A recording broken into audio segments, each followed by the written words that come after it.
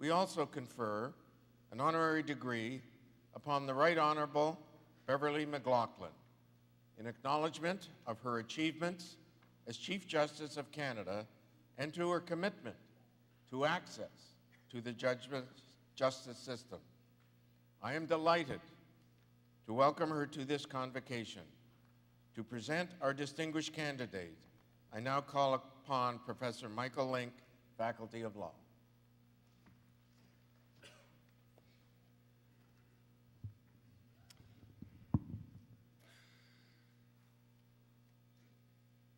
Madam Justice McLachlin.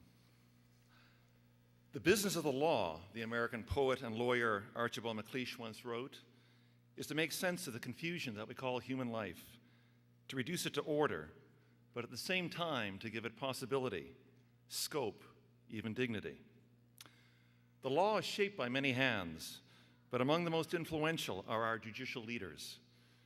And it is a lucky country that is blessed to have great judicial leaders. Those who, through a rich blend of temperament, vision, clarity of thought, and empathy with the human condition, can provide us with judgments that enlarge our lives, extend our rights and our freedoms, and infuse our laws with possibilities and dignity. One of Canada's greatest judicial leaders is today's honoree. The Right Honorable Beverley McLachlin is the 17th Chief Justice of Canada, the 4th Chief Justice in the era of the Canadian Charter of Rights and Freedoms, and the very first female Chief Justice on our Supreme Court. Born and raised on a farm near Pincher Creek, Alberta, Chief Justice McLachlin went on to study first philosophy and then law at the University of Alberta, where she won the gold medal. After practicing law in Alberta and British Columbia for several years, she then taught law as a tenured professor at the University of British Columbia for 7 years. In 1981, she was appointed as a judge to the County Court of Vancouver. This began a rapid ascent for her through the judicial ranks. She was successively appointed to the Supreme Court of British Columbia later in 1981, to the British Columbia Court of Appeal in 1985, and as Chief Justice of the British Columbia Supreme Court in 1988. Only 7 months later, in March of 1989, Prime Minister Brian Mulroney appointed her at the age of 45 to the Supreme Court of Canada. And in January 2000, following her appointment by Prime Minister Jean Chrétien, she was sworn in as Chief Justice of Canada. She is presently the second longest serving Chief Justice in the Supreme Court of Canada's history. During the McLachlin era, the Supreme Court has wrestled with many of the arduous and controversial challenges facing a modern and diverse democracy.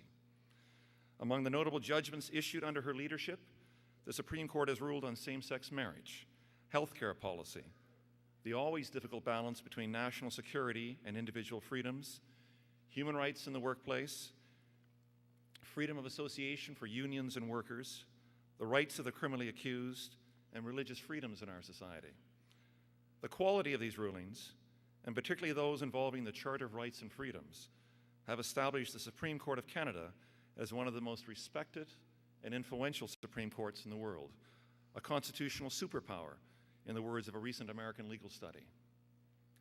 Chief Justice McLachlin has refined and embraced the role of a modern judicial leader. Beyond her role at the court, she gives dozens of speeches a year across Canada and around the world, engaging Canadians in an active conversation about their court. In this busy part of her job, she explains the court's work, demystifies what it is that judges do, and talks about the rule of law as one of our greatest common goods in a democracy. In her words, Canada under the Charter is characterized by 3 values. It is, she has said, all about respect for values, respect for difference, and a commitment to the resolution of differences by peaceful compromise. This insight says as much about her own qualities as it does about the integral place of the Charter in our lives. Mr. Chancellor, on behalf of the Vice Chancellor and in the name of the Senate, I ask you to confer the degree of Doctor of Laws, honoris causa, upon Beverley McLachlin, judicial leader, lifelong teacher of the law, and inspiration.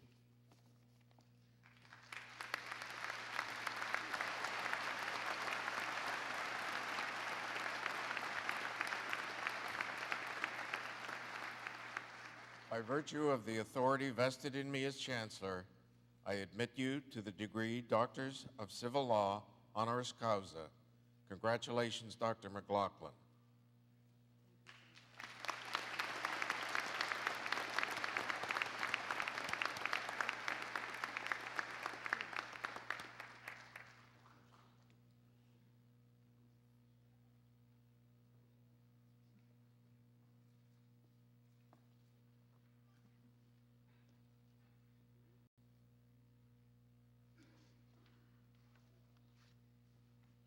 On behalf of all assembled here today, I should now like to invite our newest alumni, Dr. McLachlin, to address Convocation.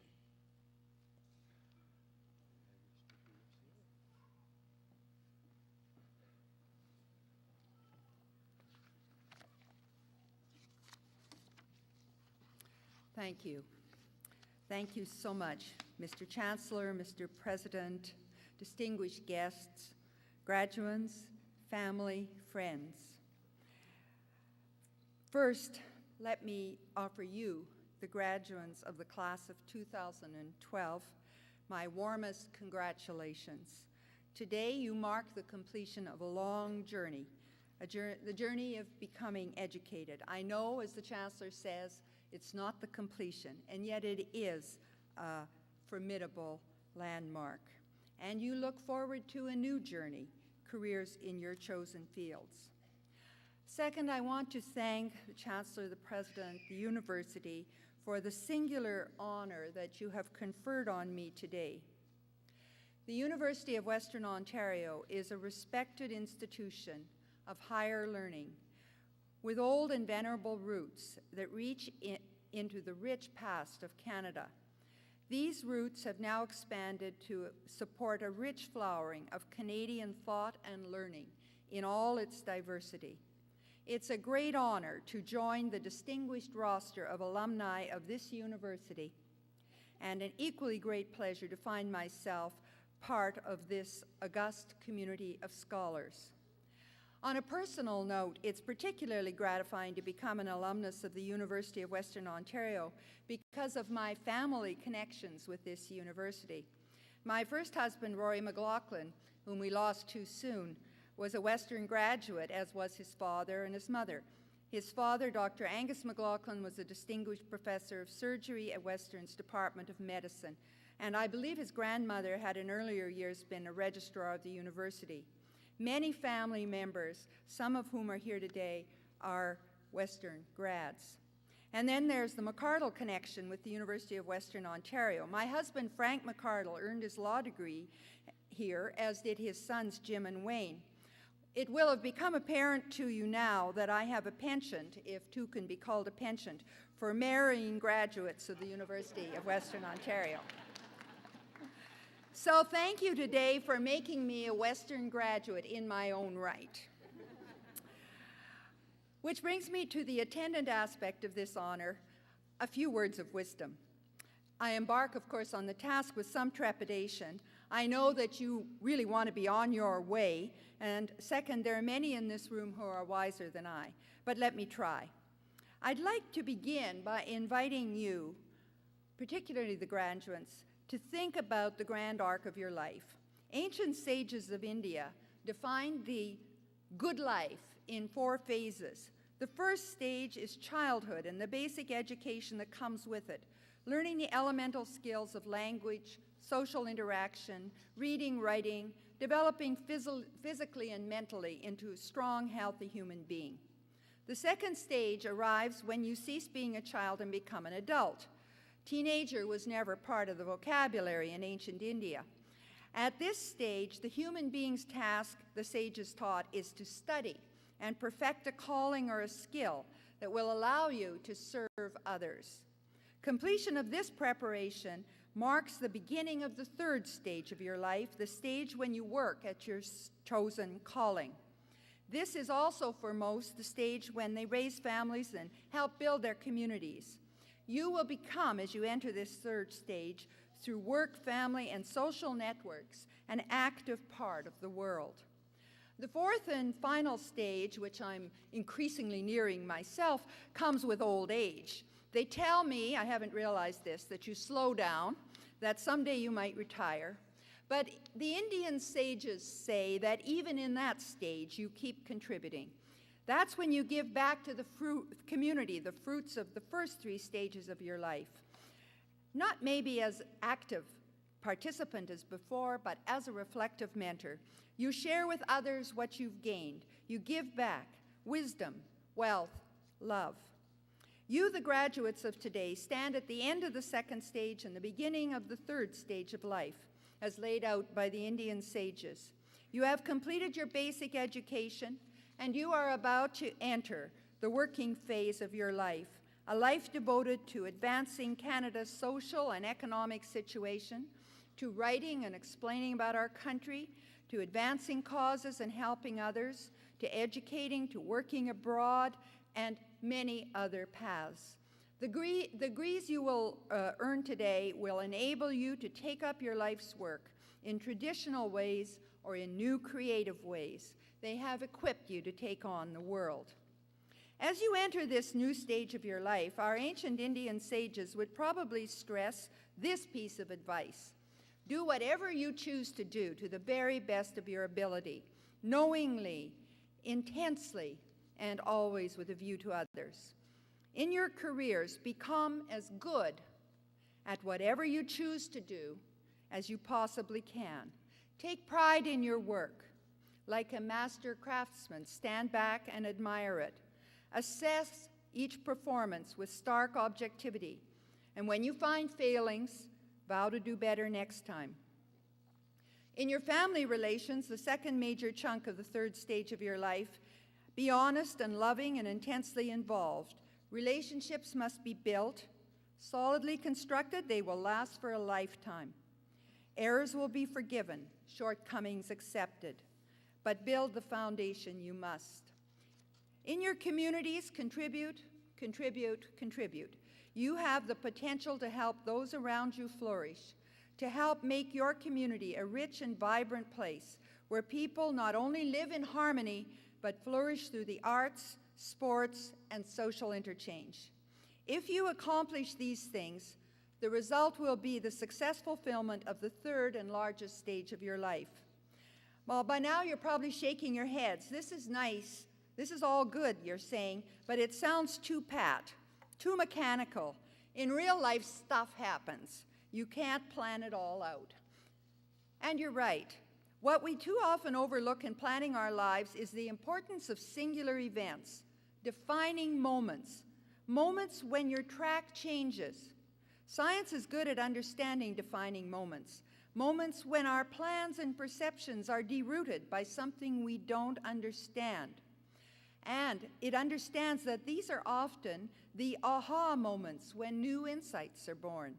As Yogi Berra famously said, making predictions is hard, especially about the future. I recently heard a scientist explain this in terms of the barnyard turkey, who spends all summer eating corn and fattening up. Life is good. Each morning the corn appears, and each evening he goes inside to roost in warmth and comfort. And then one bright October day, just before Thanksgiving, a tall figure darkens the threshold, and the turkey notices something vaguely menacing in his right hand. The defining moment has come. Perspectives alter. In the words of the poet William Butler Yeats, all is utterly changed. Well, people usually have a better idea of what's coming down the track than turkeys. But everyone's life has its surprises, its upsets. Some good, some bad. Some that will change the entire direction of their existence. The point is, singular, perspective-changing events will happen to everyone. With education and wisdom, you will be better able to predict the game-changing events, and when they happen, to respond to them more successfully than our poor turkey, and use them to take you to a new point in your life. Plan as you wish.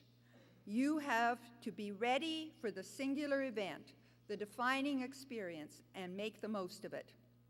Now, you've probably already had a number of singular moments or defining experiences. Your decision to go to university, for example. How did that come about? Or your choice of a life's partner, for those of you who've arrived at that stage. When I look back on my career, I see a succession of defining moments. There was the moment after my grade 8 aptitude test when the teacher took me aside with a perplexed, somewhat sad look on her face. She went through the data with me. Very high reading retention, she said, but difficult for a girl to do much with that. On the other hand, the lowest alertness score we have ever seen. Well, I'll never forget how she closed the file and looking me straight in the eye said, "I can tell you this much, there's 2 things you should never be, a waitress or a telephone operator." Well, that was a defining moment. Could have been a turkey moment, but instead of pursuing the 2 most available jobs for women at the time, I decided to go to university and read books. My decision to pursue law was another defining moment. After graduating with a philosophy degree, the time came when I realized I had to make a living, do something with my life, in other words, find a job, or at least find a way to find a job. So a friend said, "Why don't you think about the law?" My first response was to laugh. Me, a woman, a lawyer. I'd never thought about myself that way. But back on the ranch for the summer, the chance remark of my friend kept coming back to me. So I wrote to the dean of the Faculty of Law, and I asked for information about how one could apply. He wrote back by return mail, "You are accepted." See you in September. So when September came, still dithering, I decided I'd go to Edmonton, and I rode up in the Greyhound bus, and I enrolled, see how I would like it. I could always leave after a few days. Well, I've stayed ever since. Another defining moment that changed my life completely. Looking back, I think I can say this with certainty. My education in the law equipped me to meet the challenges of singular events and defining moments. It is not an exaggeration to say that the law, my particular domain, and that of some of you graduating today, is the science of singular events. As long as all goes to plan, people have little need of lawyers. It's when plans run aground that people turn to lawyers for help, or when, wisely foreseeing the risk of singular events in the future, they turn to lawyers to devise ways to cope with them or mitigate them should they happen. Likewise, your disciplines can be viewed as a series of singular events. Your education has trained you to help people through the singular events that befall every society and every person, and to make them into defining moments for them, for the good. How do we take singular events and transform them into positive defining moments? That's the big question, of course. The answer, imprecise as it is, lies in your attitude, education, and experience. Through these elements, you develop a certain prescience, a knowing what to do or what to advise others to do in the face of uncertainty. Prescience can't be defined, much less learned by rote. It comes to the trained mind with practice and perseverance. I was once chatting with someone who told me that at one of the events surrounding her graduation, she found herself sitting next to Wayne Gretzky, who, as you all know, was famously credited with knowing where the puck would be before it was shot. She said she had never forgotten the advice the great one gave her. He said, "Don't be somewhere else when your ship leaves port." Now, I don't know Wayne Gretzky, and I've not verified the story, but I understood why the person who related it to me thought it was so important. It expresses a basic truth about the unknown and unknowable in life. If you wait to be sure where the puck is, you will probably miss it. If you wait until everything is known and certain in life, your ship may sail without you. The ability to subconsciously assess where the puck is or where your next life turn lies comes from long hours of attentive practice. Think about where things will be heading. Train yourself to anticipate and respond. Be ready to turn the defining moment to your advantage. Do this for your family, for your friends, for the people you work with and the students you teach. Above, do it all for yourselves. May your lives be happy and productive. There is so much work to be done. so many problems to be understood, so many battles in our fast-changing world to be fought, so many causes to defend, so many people to help. Yet it is you who are the conduits of human welfare and justice. Once again, I thank you for the honor you confer on me today, Mr. Chancellor, and for allowing me to be part of this day.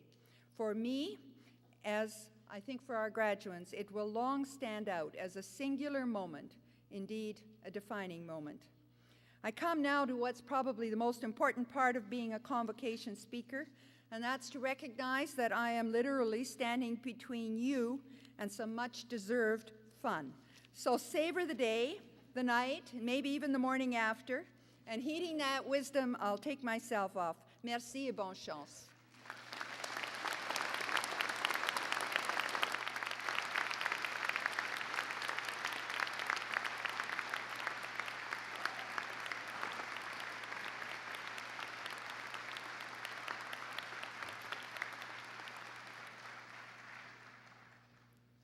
Thank you, Chief Justice McLachlin.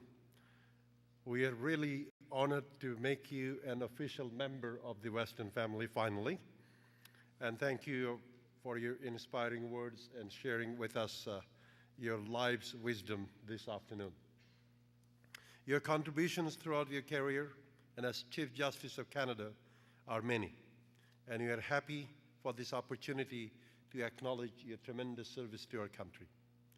You have done much to ensure that Canada's Charter of Rights and Freedoms is upheld, and we thank you for your respect for values, respect for difference, and for your commitment to the resolution of differences by peaceful compromise.